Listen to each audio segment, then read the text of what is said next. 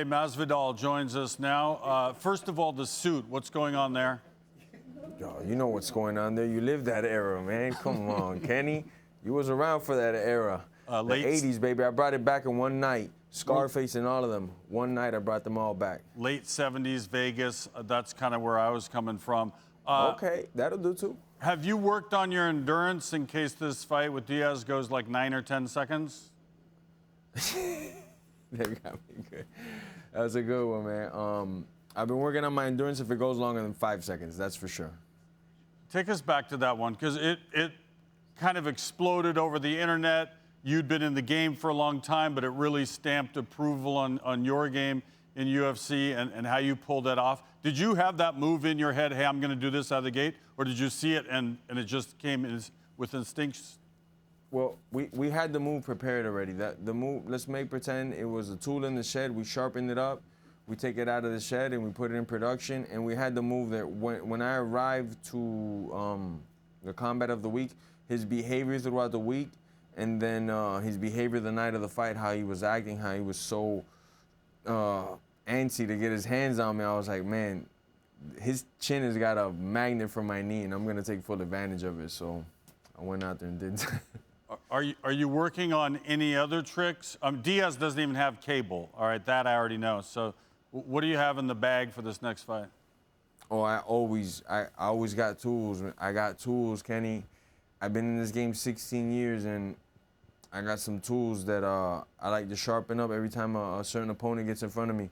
All my tools are sharp for Diaz for this fight in particular. I'm going for the jugular, man. I got to separate myself from the pack, and the only way to do that is to eliminate dudes, to split them in half, to baptize them, send them out to outer orbit. It's the only way to get where I want to get. What is it about your opponent's game that gives you any cause for concern? What do you respect about how he fights?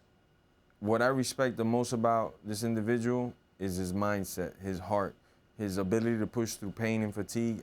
No matter how hurt or tired he is, I know this guy's a dog. He's going to keep pushing, and that's just the bigger motivating factor for me. Now, I'm not even allowed to say the words with which UFC is intending to promote this fight, but the initials are BMF. What do you make of that, and how much do you want that belt that would signify that you are that? Well, in the whole history of the company, they never had this belt like this. So I must let you know something special. It must be one bad mother effer sitting on this chair of the company that's got the wildest people in the country, in the world, competing under one corporation, one umbrella, trained killers that they have on the payroll. And out of all those killers that they've seen, they've elected me and my counterpart for the bad mother effer belt. I must tell you a lot of things, Kenny. That should tell you everything right there, actually. That really is a stronger belt than something that just read he won. So it's a little more powerful. As you probably know, we're boys with the new coach down there. Manny Diaz used to work here. You're a big Miami fan. Do you have anything in the works, like a turnover chain within the game itself, within a fight itself? Ooh, this guy's reading minds, man. Of course, we got something coming, man. We got something coming. We have been in talk. My management is in talk with Manny Diaz as well. You know, it's all love, man. Miami's a great program. It's probably the best program in the country, like always. And I support it. You know, I love it, man. A lot of those guys are from my city. I love to see my city doing big things like that, especially in the sports side of the world. Now, you went a really long time with being, like in other sports, they would call it a journeyman, someone that kind of bounces around, stays in the game, you're doing okay, but your name isn't getting huge notice. Then all of a sudden you get it. Would it have been just as meaningful just to play it out and for your respect for the game and the fact you were doing what you love to do? Or did you need what happened to make it all worthwhile? I needed what I made happen as of recently to happen a long time ago, but my mind wasn't probably ready for these things. I kept putting myself in the wrong situations, thinking wrong, having destructive thinking patterns, things like that, and I fixed a lot of those things. Everything ain't perfect, but I'm pointing in the direction that I want to be at. This year's going to be a great year, and next year's going to be even better. And I got about a good 4 years left in me. I've never considered myself a journeyman. I've got a lot of split decision losses that I've lost, have been blatant robberies. But I went back and examined all those, and I started thinking, you know what? If I just took the judges out of the equation, though it sounds a lot easier than it is, man, I wouldn't be getting these decisions. So that's all my mind's been on, is eliminating people off the planet Earth and making sure that me and the pack is separated. So when they close the book on me and this fighting stuff, and I close a chapter on this, I'm separated from the pack. There's not gonna be talk amongst me and my other peers. It's just gonna be talk about me and what I did to the division.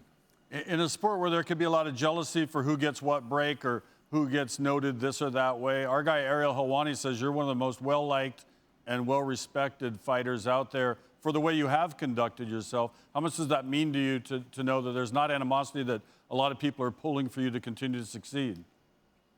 Well, there's a lot of people who have been watching me. I've been a pro 16 years now and 3 years and change as an amateur. So it's a lifetime of fighting, literally. I love it, man. People seen the struggle. People see me, like I said before, lose some decisions that were highly questionable, and that made them get more behind me and, you know, kind of think how I think, that I'm not going to let nothing stop me. I'm not going to let a bad decision stop me. I'm not going to let, even if I did lose, stop me. I'm just going to get back into the gym, fix whatever I got to fix. I'm the type of guy that if I got to shoot 1,000 free-pointers to make it to the JV team, just the JV team, I'm going to shoot 2,000 then. You know, and that's how I've been since I started my career. I'll be like that to the end. These next 4 years, that's all I'm dialed in on, is just do whatever it takes to get me to the next level. So if you tell me right now, Kenny, I got to run through the desert with no water, done. Let's put it on the map, and I'm going to get it done. That's the type of individual I am. So no matter how high this mountain is, I'm going to climb it. I'm going to get that belt wrapped around me November 2nd. I'm going to get the other belt that they're saying is part of the UFC as well. I'm going to have that one just for kicks and giggles, and that's it, man. I meant the journeyman note in context, so please don't hit me in the face if we ever see each other for that insult. Further, thank you for sticking up for me on Twitter. It's a long story, but Ariel Helwani went after me in a joking way, and then there's a big Twitter rhubarb about it. I'll tell you what, for 4 seconds, I would fight you if I could wear a helmet and have one softball. I feel you'd have to dodge the softball for a couple. I'd hide behind the ref, and then we're over, and we got a draw. I'd call the cops on you, Kenny. $200 million, half the gate. I'd call the cops on you in a heartbeat. You don't even want that fight. Those are my terms. Jorge, thanks for joining us. Good luck in your preparation for your fight. We'll all be watching. Sir, yes, sir. Thank you, man. I'm ready, man. Make sure you don't blink. You're not on your phone for this fight. There's going to be some madness at all times. We'll be watching.